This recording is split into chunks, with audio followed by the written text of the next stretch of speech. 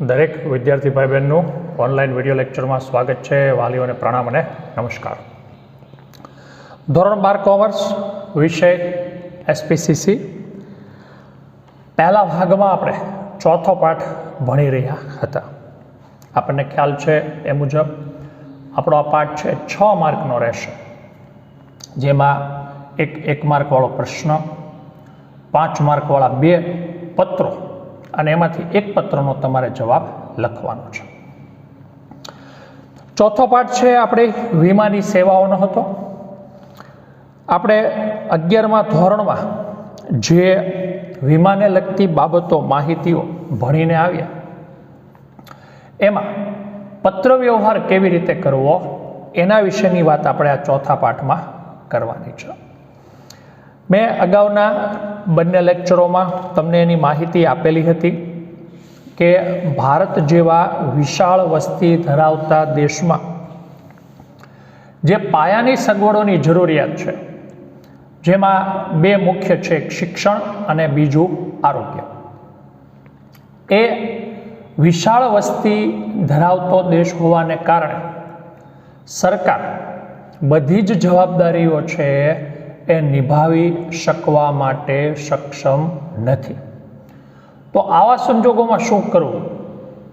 તો આવા સંજોગોમાં છે તમે તમારો વીમો લઈ, તમારા પરિવારનો વીમો લઈ અને તમે સુરક્ષિત થઈ શકો છો, તમારા પરિવારને સુરક્ષિત રાખી શકો છો.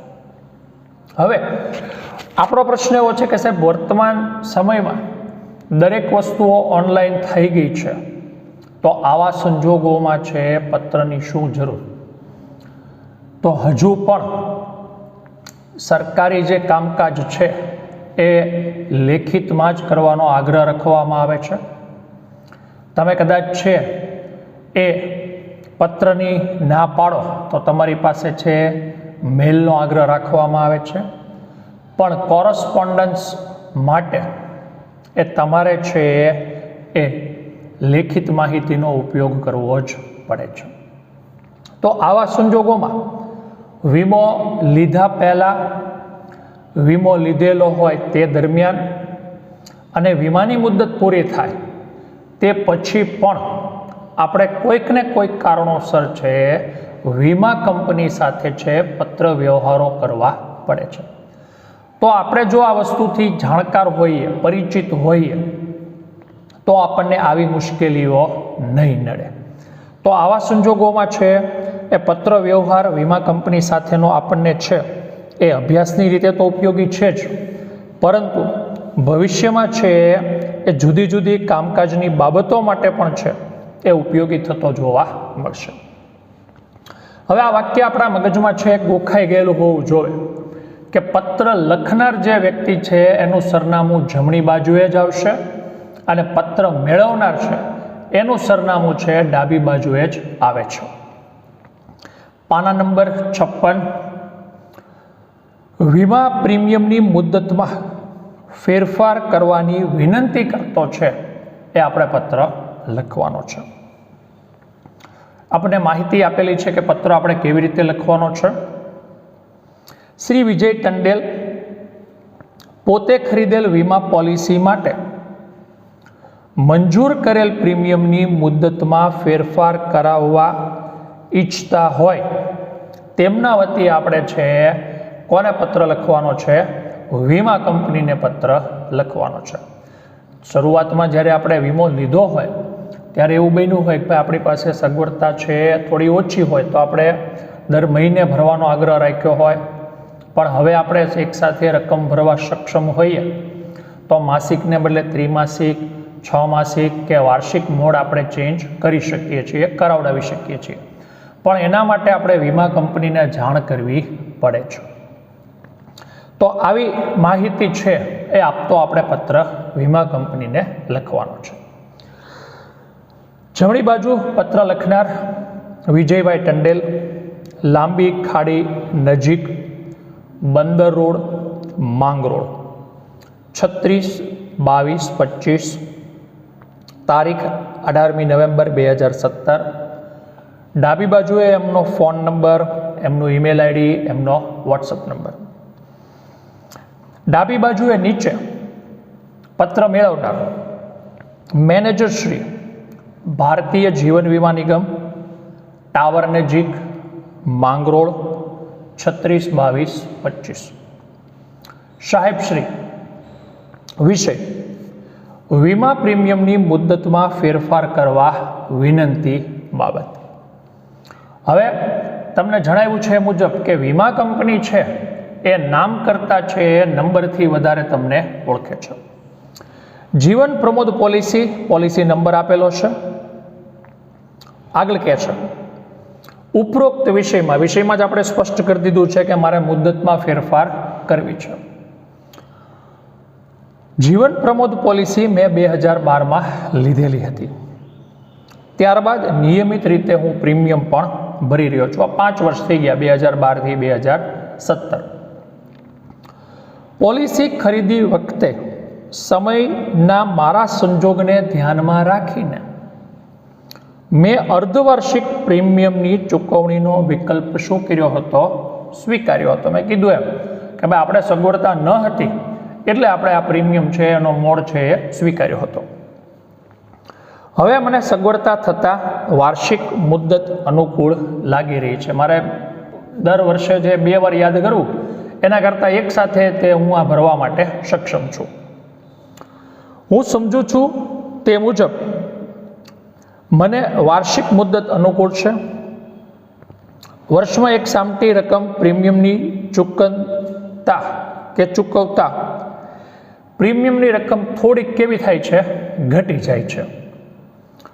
મને એજન્ટ દ્વારા સમજાવ્યા મુજબ મારે પ્રીમિયમ પેટે વાર્ષિક મુદ્દતના વિકલ્પ અનુસાર ₹21,000 જેટલા ચૂકવવાના થાય છે. એમાં લમસમ રકમ થોડાક આગળ પાછળ હોઈ શકે છે. આ પોલિસીમાં જો આ મુજબનો ફેરફાર શક્ય હોય તો મને સત્વરે એટલે ઝડપથી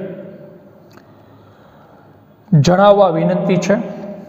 જરૂર જણાય અને જરૂરી હોય તો હું ઓફિસે આવીને પણ આ કામ કરવા માટે છે સહમત છું. આની કાર્યવાહી કરવા માટે સહમત છું. આપના ઝડપી વળતા જવાબની અપેક્ષા છે. આભાર. આપનો વિશ્વાસુ વિજયભાઈ ટંડેલ. તો આપણે આમાં લખ્યું છે એમ કે કદાચ 6 મહિનાનો મોડ હોય, 3 મહિનાનો પણ હોઈ શકે અને મહિનાનો પણ હોઈ શકે છે. એમાંથી આપણે છે એ 6 મહિનામાં કે વાર્ષિકમાં ફેરબદલી કરવો છે એવો વિકલ્પ આપણે છે એ મળે છે કે નહીં, અને મળે છે તો અમને ઝડપથી કરી આપવા વિનંતી એવું આપણે છે એમને જણાવવાનું રહેતું હોય છે. તો આ આપણી જે મુદ્દતો છે એમાં ફેરફાર કરવા માટેનો વિનંતી પત્ર હતો. બીજો પત્ર છે આજનો, એ છે વીમા ધારકનું મૃત્યુ થતાં પોલિસી પર મળવાપાત્ર રકમ મેળવવા અંગે વીમા ધારકના વારસદાર વતી લખાતો આપણે છે પત્ર લખવાનો છે. હવે આવી ઘટનાઓ, આવા સંજોગો પણ બને છે કે ભાઈ જે તે વ્યક્તિ છે એનું શું થયું છે? એ અવસાન થયું છે અને અવસાન થતાં છે એને જે વીમા પોલિસીની રકમ છે એ હવે આપણે મેળવવી છે. તો કઈ રીતે મેળવી શકાય અને એની માટે છે એ પ્રોસેસ કરવા માટે છે આપણે સહમત છીએ એ આપણે એમને જણાવવાનું રહેશે. શ્રી બ્રેડન ફ્રેન્ક વતી તેમના પિતાશ્રી એન્ટોની ફ્રેન્કના મૃત્યુ બાદ તેમની પોલિસીની મળવાપાત્ર રકમ છે મેળવવા LIC ઓફ ઇન્ડિયાને આપણે શું કરવાનો છે? પત્ર લખવાનો છે. તમે જાણો છો અને મેં જણાવ્યું છે એ મુજબ જમણી બાજુ, હમણાં મને એક જણાનો ફોન આવ્યો, મને કહે સાહેબ મારા રિલેટિવને છે કેન્સર છે અને હવે એ કે એની LICની પોલિસી લેવા શું કરવાનું? મેં કીધું ભાઈ તું પહેલાં એને એ પ્રયત્ન કર કે એ બચી જાય. હજી તો ઓલાને કેન્સર ડિટેક્ટ થયું ને તમે પોલિસી પાકવાની વાત કરવા માંડ્યા.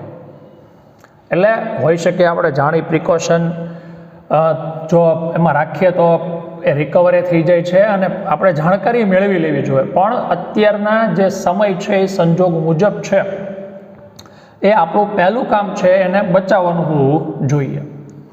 સારું, આવી બધી વસ્તુઓ બને છે સમાજમાં, દુનિયામાં.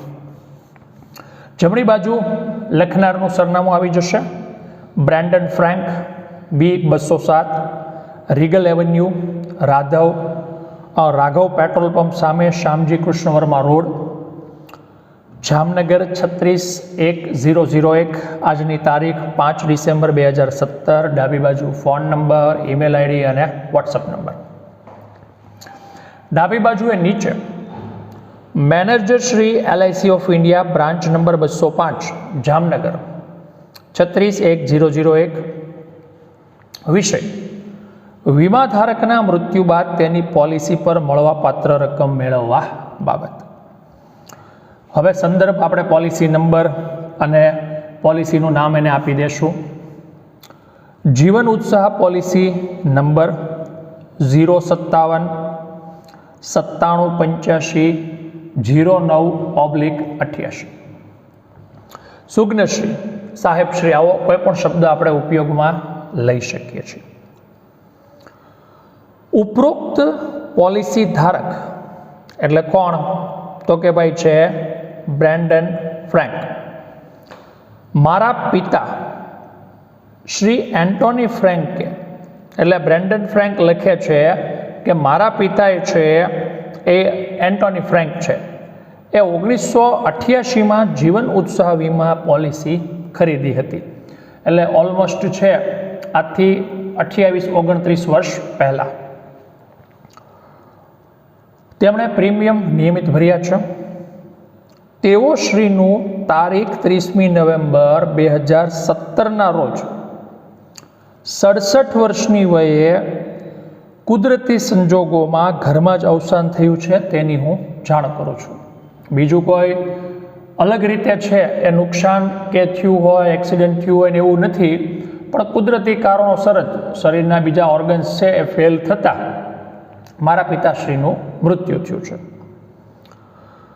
પોલિસીમાં જણાવ્યા પ્રમાણે સદગતના વારસદાર તરીકે વીમાની રકમ મેળવવા હું હકદાર છું. તો તે માટે દાવા અંગેના જરૂરી ફોર્મ્સ મને મોકલી આપવા વિનંતી છે. આ સાથે એન્ટોની ફ્રેન્કના મરણના દાખલાની નકલ પણ હું બીડું છું. અને તમારી સાબિતી માટે, તમારી જાણ માટે એમના ડેથ સર્ટિફિકેટ પણ મેં સાથે રજૂ કર્યા છે, જેથી તમે નિશ્ચિત થાવ કે ભાઈ હા, વ્યક્તિનું હકીકતમાં અવસાન થયું છે. અને તમારે આપવું જ પડે ઓરિજિનલ.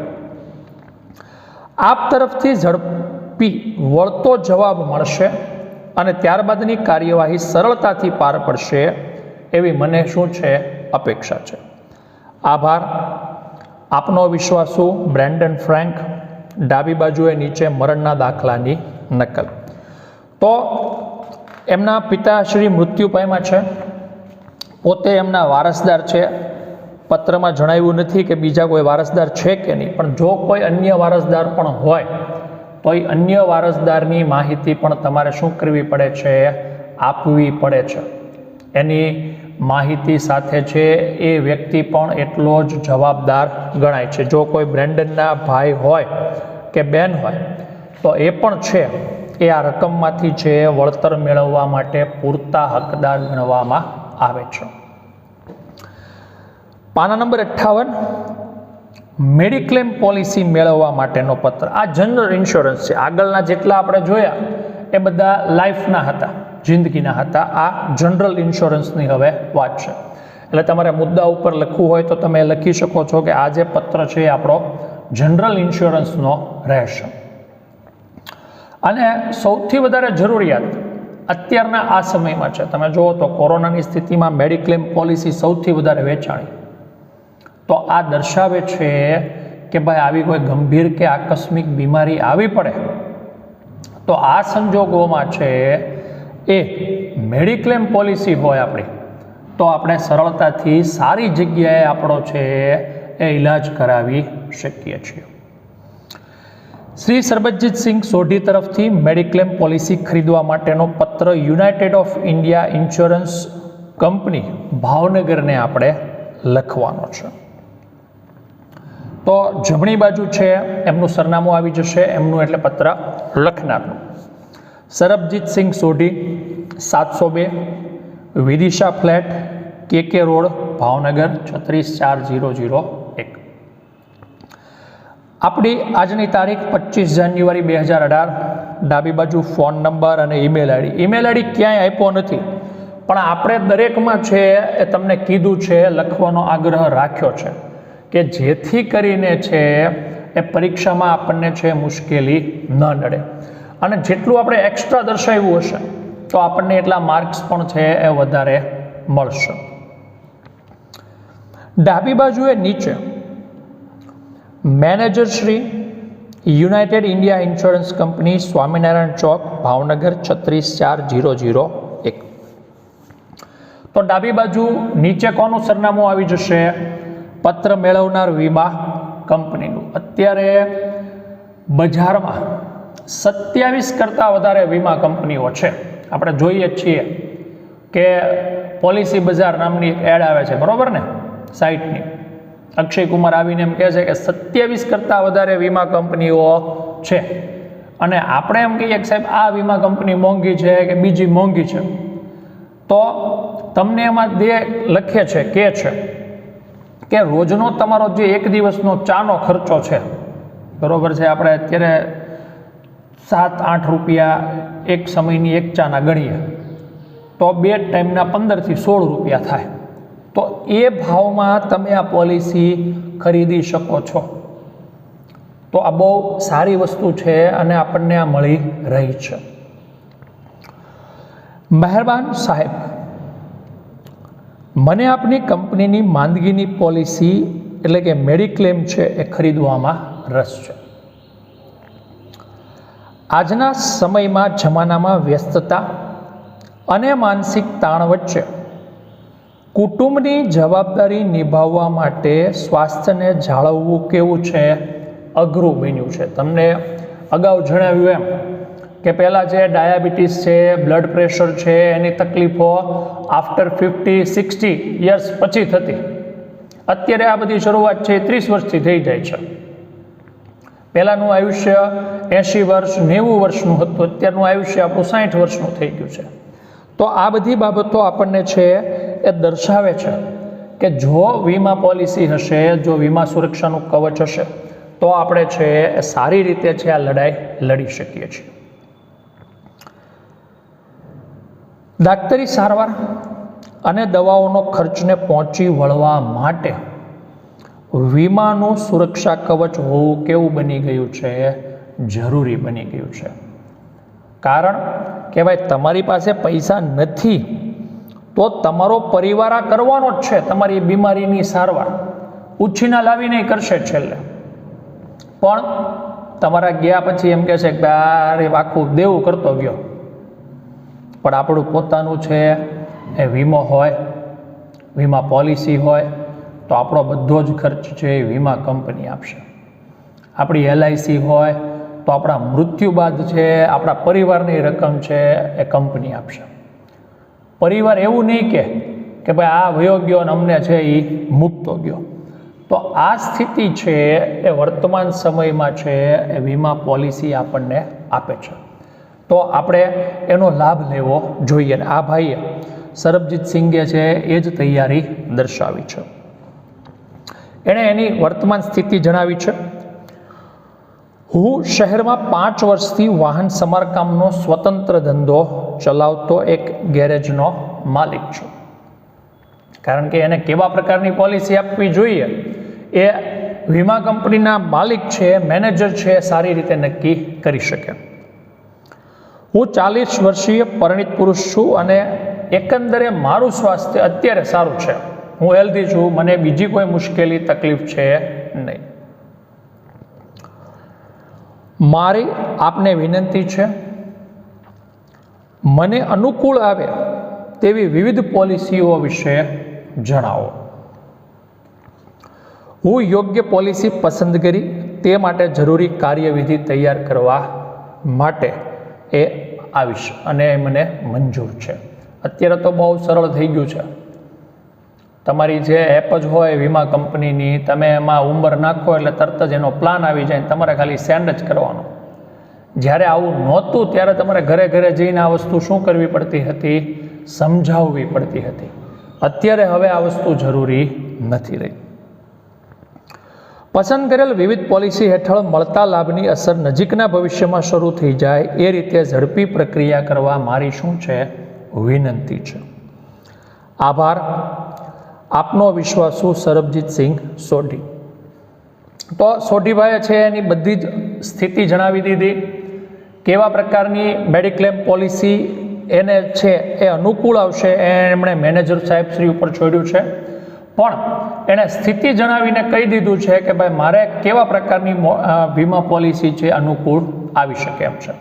તો ડૉક્ટર પાસે આપણે જઈએ છીએ, શિક્ષક પાસે આપણે જઈએ છીએ, ત્યારે આપણે એને સાચી માહિતી આપવી જોઈએ.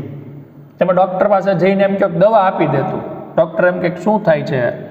એ કાંઈ નહીં, તમે દવા આપી દો. દવા આપી ન શકે. તમે એમ કહો કે મને નથી સમજાતું, પણ શું નથી સમજાતું એ આપણે કહેવું પડે. તો એમ વીમા કંપની છે એને પણ આપણે જણાવવું પડશે અને એના આધારે છે આપણને છે પોલિસી સજેસ્ટ કરી શકે છે. ત્યારબાદનો છે એ છેલ્લો પત્ર આજનો અને આપણા આ પાઠનો છે, અને એ છે આગથી થયેલ નુકસાન સામે દાવા અંગેનો પત્ર. શ્રી ટેકચંદ મિરચંદાણીના ઘરમાં આગનો બનાવ બનતા તેમને થયેલ આર્થિક નુકસાન બદલ આગ જેવી દુર્ઘટના સમયે રક્ષણ આપતી પોલિસીનો દાવો છે કરતો પત્ર લખવાનો છે. કોણ છે? ટેકચંદ મિરચંદાણી. તો પત્ર લખનારનું સરનામું હંમેશા તમે કઈ બાજુ લખશો? જમણી બાજુએ જ. Tekchand Mirchandani, 102 Sai society, Kalva road, Rajkot. 29મી જાન્યુઆરી 2018. ડાબી બાજુએ ઉપર ફોન નંબર અને ઈમેલ આઈડી. ડાબી બાજુએ નીચે એ manager Shri, New India insurance company, Azad Chowk, Rajkot. વિષયમાં આગથી થયેલ નુકસાન સામે દાવો. આપણે સ્પષ્ટ જ કહેવાનું છે અને આપણી પોલિસીનું નામ અને એ પોલિસી નંબર આપણે આપવાનો છે. મહેરબાન સાહેબ શ્રી, મારી ઉપરોક્ત પોલિસી હેઠળ આવરી લીધેલી મારી તમામ મિલકત એટલે કે મારું ઘર, વાડો, પાછળનું ભાગ આખો આવે એ વગેરેને આગ અને કુદરતી આફત જેવી કે વીજળી પડવી, ધરતીકંપ કે પડી જવાથી થતા નુકસાન હેઠળ સંરક્ષણ પ્રાપ્ત થયેલું છે. ઘરમાં આગ લાગવાની માહિતી છે એ મારા ઘરમાં બની ગઈ છે અને એની આખી વિસ્તૃત માહિતી હું તમને આપી રહ્યો છું. સ્થળ ક્યાં છે? તો જે આપણું સરનામું છે એ 102 સાઈ સોસાયટી, કાળવા રોડ, રાજકોટ. દિવસ, વાર અને સમય મંગળવાર 26મી જાન્યુઆરી 2018 અને સવારે 8:15. આગની જાણ ક્યારે કરી? મંગળવારે 26મી જાન્યુઆરીએ 8:15 આગ લાગી અને 8:25 અમે જાણ કરી દીધી હતી. કેવી રીતે ખબર પડી? ધુમાડો અને વાસ થઈ એટલે અમને આ ખ્યાલ આવી ગયો. ફાયર બ્રિગેડને અમે 8:30 વાગે જાણ કરી દીધી હતી. સૌથી પહેલું જે કારણ અમને અત્યારે દેખાય છે એ શોર્ટ સર્કિટ છે એ હોય એવું લાગે છે. જે નુકસાન થયું છે એની ડિટેલ્સ અમે સાથે જોડી રહ્યા છીએ. પોલીસને પણ અમે છે એ 11:15 વાગે એ જ દિવસે જાણ કરી દીધી હતી. એફઆઈઆર નોંધાવી છે, કારણ કે તમારે ક્લેમ માટે છે એફઆઈઆર નોંધાવવી જરૂરી છે. એફઆઈઆર એટલે કાંઈ જ નથી, ફર્સ્ટ ઇન્ફોર્મેશન રિપોર્ટ. આપણા મગજમાં એફઆઈઆર છે ને એનો શબ્દ એવો ગળી ગયો છે કે આપણને એમ થાય ઓહો એફઆઈઆર બહુ ખરાબ, પણ એફઆઈઆરનું મિનિંગ છે ફર્સ્ટ ઇન્ફોર્મેશન રિપોર્ટ. પહેલી અમે જે જોયું એ વસ્તુ આ હતી, નથિંગ મોર, એનાથી વધારે કંઈ જ નથી. ઉપરની વિગતો ધ્યાનમાં લઈ જરૂરી કાર્યવાહી કરવા વિનંતી છે, જેથી મને દાવાની રકમ છે સત્વરે મળી શકે. સત્વરે એટલે ઝડપથી, એઝ અર્લી એઝ પોસિબલ. આપનો વિશ્વાસુ ટેકચંદ મિરચંદાણી. બિડાણમાં નુકસાનની વિગત અને એફઆઈઆરની નકલ આપણે જોડવાની છે. તો આ આપણા આજના 4 પત્રો હતા. તમારા ભાગ્ય છે એ ઘરકામમાં છે એ સ્વાભાવિક રીતે એ બે વાર આવશે. મુદ્દાઓ છે એ તમે પાડીને લખજો, ન સમજાય, ન ખ્યાલ આવે તો મને ફોન મેસેજ કરી શકો છો. પાઠ પૂરો થયો છે એટલે સ્વાભાવિક રીતે છે એ આપણે સ્વાધ્યાય પણ આજે છે એ લખવાનો એમાં રહેશે. નેક્સ્ટ લેક્ચરમાં આપણે 5મો પાઠ પાછો છે પહેલા જ ભાગમાં શરૂ કરી દઈશું. ખૂબ સહેલો છે આપણો પહેલો ભાગ છે, જેથી કરીને આપણે એનો મહત્તમ છે લાભ પણ છે લઈ શકીએ એમ છીએ. તો જે ઘરકામ આપ્યું છે નિયમિત કરતા રહ્યો, સ્વસ્થ રહ્યો, તંદુરસ્ત રહ્યો અને અભ્યાસ કરતા રહ્યો. Thank you very much. અસ્તુ.